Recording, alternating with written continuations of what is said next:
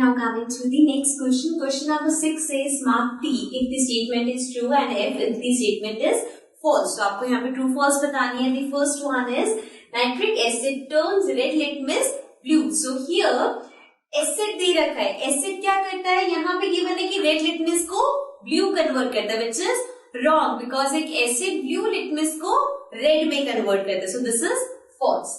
Then we have sodium hydroxide turns blue litmus red. Now यहाँ पे आपको ये ध्यान रखना पड़ेगा क्योंकि इसमें तो आपको एसिड मेंशन था.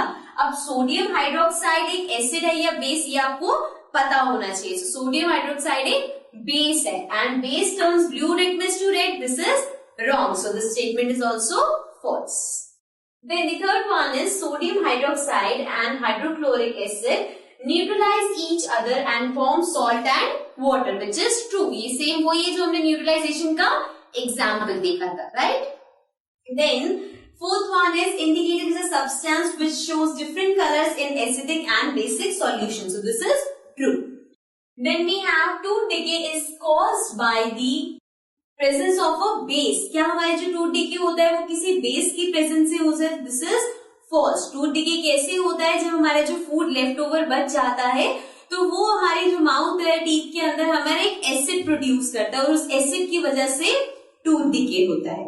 Okay, moving to the 8th question. Explain why. First one is an antacid tablet is taken when you suffer from acidity. जब आपको एसिडिटी होती है तो हम एक एंटासिड टैबलेट्स आती है वो लेते हैं. व्हाई? बिकॉज देखो सिंपल सा रीजन ये है कि एसिडिटी कॉज होती है एक्सेस ऑफ एसिड से. सो जब अगर आप कोई बेस लोगे तो वो न्यूट्रलाइज हो जाएगा. Let's see the answer. Due to release of excess of hydrochloric acid we suffer from acidity. जो कि अगर बहुत ज्यादा हाइड्रोक्लोरिक एसिड हमारी बॉडी में फॉर्म होता है तो हम एसिडिटी से सफर करते हैं. And antacid tablet consist of a base like milk of magnesia. और जो एंटासिड टैबलेट होती है उसके अंदर एक बेस होता है which is milk of magnesia. It neutralizes the effect of excess acid and brings relief. So क्या करता है, जो एक्सेसिव एसिड होता है उसको कम कर देता है एंड हमें रिलीफ प्रोवाइड करता है. सो ये क्वेश्चन नंबर 8 का ए पार्ट था. अब इसकी और भी पार्ट्स है. Let's come to that. So अब आते हैं क्वेश्चन नंबर 8 के बी पार्ट पे. Calamine solution is applied on the skin when an ant bite. So जब एक एंट बाइट करते हैं तो उस पे हम कैलामाइन सॉल्यूशन लगाते हैं. What is the reason behind it? The sting of an ant contains formic acid which causes irritation on the skin. जब हमें कोई ant bite करती है so वो क्या करती है, उसकी जो sting होता है उसमें एक formic acid होता है जो कि वो हमारी बॉडी में इंजेक्ट करते हैं जिसकी वजह से हमें स्किन पे इरिटेशन होती है. Calamine solution contains zinc carbonate which is a base. So calamine solution के अंदर zinc carbonate होता है जो कि एक बेस है. अब क्या करेगा, जब आप एसिड के ऊपर बेस करे तो वो न्यूट्रलाइज करेगा. So Calamine solution neutralize the acid effect of the ant bite when applied on the skin. तो जब हम उसे अप्लाई करते हैं तो वो उसको न्यूट्रलाइज करता है और हमें जो इरिटेशन हो रही होती है उसको कूल डाउन कर देता है.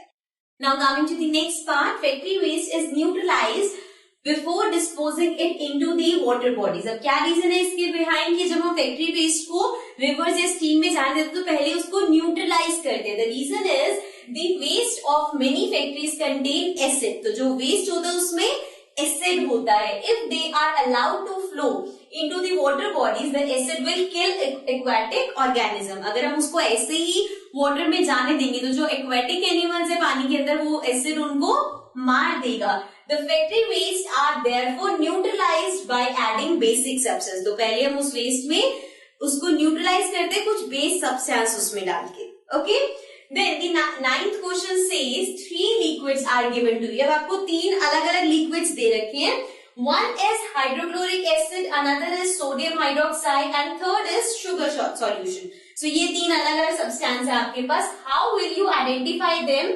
You have only turmeric indicator. अब आपके पास ये तीनों तो है बट आपको नहीं पता कि कौन से बीकर में क्या चीज है, तो आप उसको कैसे आइडेंटिफाई करोगे. ऑल्सो आपके पास सिर्फ जो टर्मिक इंडिकेटर है वो है. सो लेट्स सी हमें कैसे पता चलेगा कि किस सब्सटेंस में, किस बीकर में क्या सब्सटेंस है. Now coming to the answer. देखो ये क्वेश्चन थोड़ा सा समझने वाला है तो इसको ध्यान से समझना, कंफ्यूज नहीं होना. ओके, सबसे पहले हम क्या करेंगे, हमारे पास 3 चीजें हैं.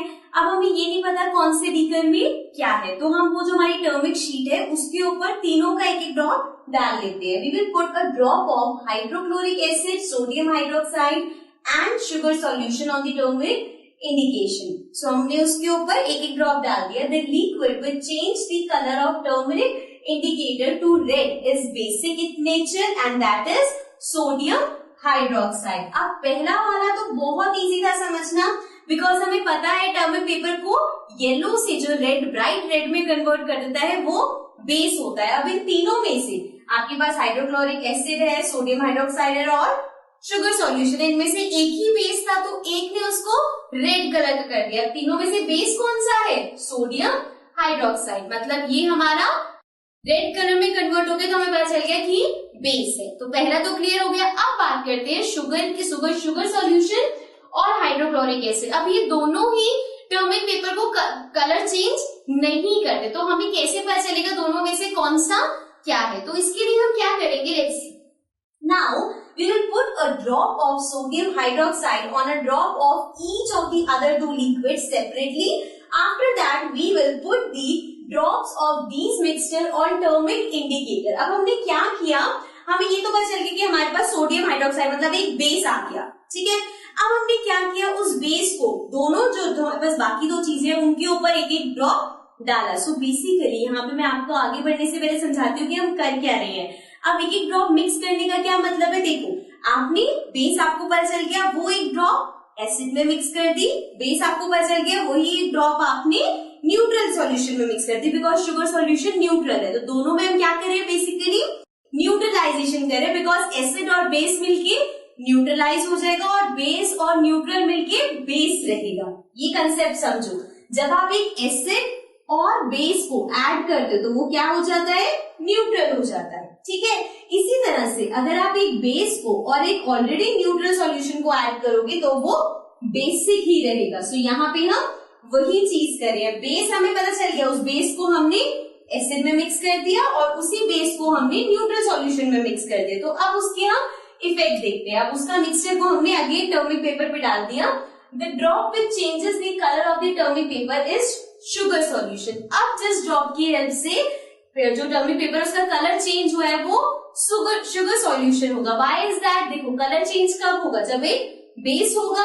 यहाँ पे हमारे पास दो है, एक न्यूट्रल है एक बेसिक है. तो बेसिक कहाँ से आया था, जब बेस को आपने न्यूट्रल में ऐड किया. न्यूट्रल क्या है, शुगर सॉल्यूशन, ठीक है. मैं आपको पूरा समझा देती हूँ, आपको लास्ट में एक बार शॉर्ट में भी समझाऊंगी ताकि अगर आपको कोई कंफ्यूजन रह गई होगी तो वो क्लियर हो जाएगी. This is because the mixture of basic and neutral is basic in nature. Okay, then on the other hand, the drop which will not change the color of thermic indicator contains hydrochloric acid. This is because hydrochloric acid reacts with sodium hydroxide. अब क्या किया, base और acid ने react किया और वो neutralise हो गए. तो again there is no change in the colour, ठीक है.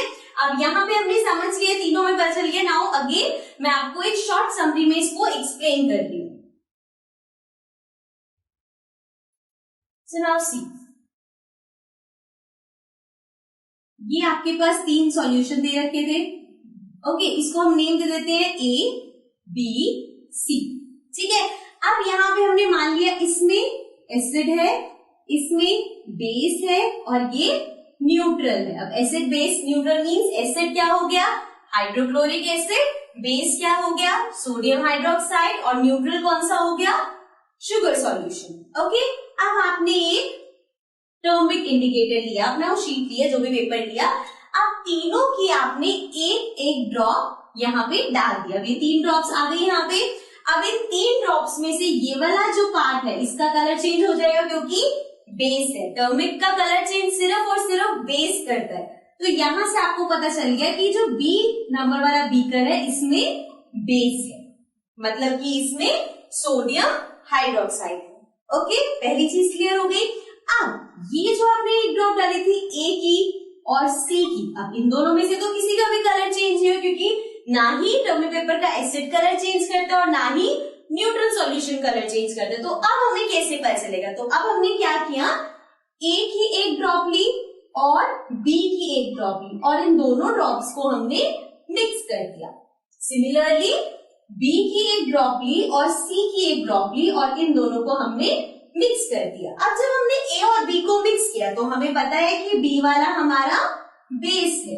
सिमिलरली जब हमने बी और सी को मिक्स किया तो अगेन हमें पता है कि बी वाला बेस है। यहाँ पे हमें ये नहीं पता कि ये ए क्या है और सी क्या है। तो अब ये जो इनको मिक्स करे दो डॉट्स है, इसको हमने अब यहाँ पे टर्मिक पेपर पे डाला, इसको और इसको। अब ये वाली जो डॉट है वो कौन सी है, ए प्लस बी, इन दोनों का मिक्सचर है। और जो ये वाली डॉट है वो कौन सी है, बी प्लस सी, मतलब इन दोनों का मिक्सचर है। ठीक है, अब देखते हैं टर्मिक पेपर पे क्या चेंज आएगा। तो ये यहाँ वाला जो कलर है ये हो जाएगा रेड। अब ये रेड क्यों हो गया, क्योंकि हमने एक बेस और एक न्यूट्रल सब्सटेंस को मिलाया था। जब आप बेस में किसी न्यूट्रल सब्सटेंस को मिलाते हो तो वो उसका नेचर बेसिक ही रहता है, और अगर किसी चीज का नेचर बेसिक है तो वो टर्मिक पेपर का कलर चेंज करेगा, राइट। सो यहाँ पे कलर चेंज होते ही हमें पता चल गया कि देखो बेस तो हमें पता ही था,